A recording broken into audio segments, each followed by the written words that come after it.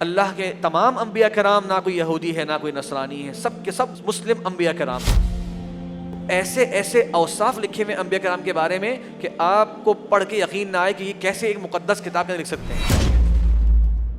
ایک شخص کی ویڈیو اس پہ آ چکی ہے، اس نے کہا کہ یہ تو کعبۃ اللہ جو ہے یہ تو ہندوؤں کے حوالے کرنا چاہیے، یہاں پہ پہلے بت ہوا کرتے تھے۔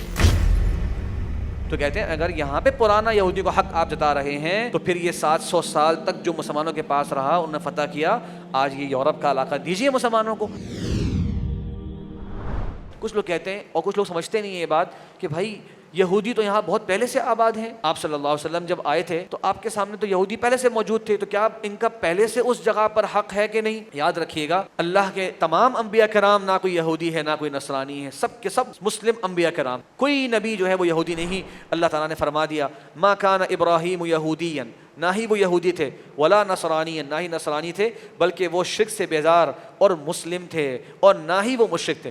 تو مکہ کے جو لوگ تھے بت پرست، وہ بھی اپنی نسبت کرتے تھے ابراہیم علیہ السلام کی طرف، یہودی بھی کہتے تھے ہماری نسبت ابراہیم علیہ السلام کی طرف ہے، نصرانی بھی کہتے تھے ہم بھی جناب ابراہیم علیہ السلام کو مانتے ہیں۔ اللہ تعالیٰ نے فرما دیا ان اول الناس بابراہیم، سب سے زیادہ قریب ابراہیم علیہ السلام سے وہ ہیں جو ان کے پیروکار تھے، وہذا النبی، یہ محمد صلی اللہ علیہ وسلم، اور جو ایمان والے ہیں۔ تو سب سے پہلا حق تو ایمان والوں کا ہے ابراہیم علیہ السلام کے ساتھ۔ بلکہ یہودیوں کے بارے میں جب ہم بات کریں تو یہ خود کو انبیاء کا پیروکار کہتے ہیں، جبکہ اگر آپ ان کی کتاب مقدس جسے کہتے ہیں، جو نعوذ باللہ اس کی تحریف ہو چکی ہے، جو اس میں اللہ کلام ہے، ہم اس پہ ایمان لاتے ہیں، لیکن وہ چونکہ تحریف شدہ ہے تو ہمیں معلوم نہیں ہو سکتا کیا چیز اللہ کلام ہے کیا نہیں، یہ وہ ہماری نظر میں اب اس طرح کی معتبر کتابیں نہیں رہیں۔ تو ایسے ایسے اوصاف لکھے ہوئے انبیاء کرام کے بارے میں کہ آپ کو پڑھ کے یقین نہ آئے کہ یہ کیسے ایک مقدس کتاب میں لکھ سکتے ہیں۔ تو آپ انبیاء کرام کے دشمن، ان کے قاتل رہیں، اور جب جگہ کی بات آتی ہے تو آپ کہتے ہیں کہ جناب یہ ہمارے پرانے انبیاء کرام کا یہ مقام رہا ہے، آپ کا ان انبیاء کرام سے کیا تعلق؟ نہ ان کی تعلیمات، نہ ان کے اخلاق،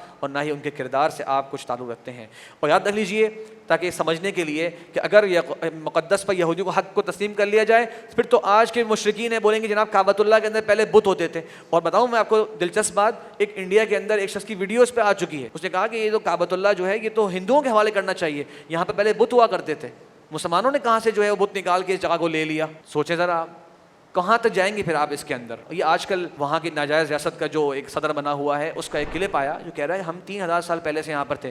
یاد رکھیے گا تمام وثائق موجود ہیں کہ اس بارے میں بھی یہ جھوٹے ہیں۔ سب سے پہلے اس سرزمین پہ آباد ہونے والی قوم کنعانی تھے اور یہ عرب تھے، 4500 سال تک یہاں پر عرب رہے ہیں، کنعانی قبیلے کے۔ اس پہ ریسرچ موجود ہیں، بہت سی کتابیں ہیں۔ اس کے بعد جا کے یہ بنو اسرائیل وہاں پر آنا شروع ہوئے ہیں اس علاقے کے اندر، 4500۔ اگر آپ پھر پیچھے جا رہے ہیں تو پھر بہت پیچھے جائیے۔ اور آج کل کے لوگوں نے بڑا اچھا جواب دیا اس کا، کچھ نے کہا کہ پھر تو میکسیکو کے جو لوگ ہیں ان کو جلدی سے کیس کرنا چاہیے امریکہ والوں پر کہ بھائی جگہ خالی کرو، ہمارے آباء و اجداد یہاں رہتے تھے۔ اور جو انڈینز گزرے ہیں پرانے، وہ دعویٰ کریں کہ جناب سارے کے سارے آپ جانتے ہیں ریڈ انڈینز رہا کرتے تھے امریکہ کے خطے کے اندر، جناب خالی کرو، ہمارے آباء و اجداد یہاں پر تھے۔ پھر ویسٹرن جو ہے آج کل بڑے پریشان ہیں یوکرین رشیا وار کے اوپر، تو پھر تو رشیا صحیح کہہ رہا ہے کہ یوکرین پہلے اس کا حصہ تھا، خالی کرو اس کو۔ اور یہاں آخر میں کیا خوب علامہ اقبال رحمہ اللہ کا یہ شعر ہے، اور وہ اسی طرف اشارہ کر رہے ہیں، کہتے ہیں ہے خاک فلسطین پہ یہودی کا اگر حق، ہے خاک فلسطین پہ یہودی کا اگر حق،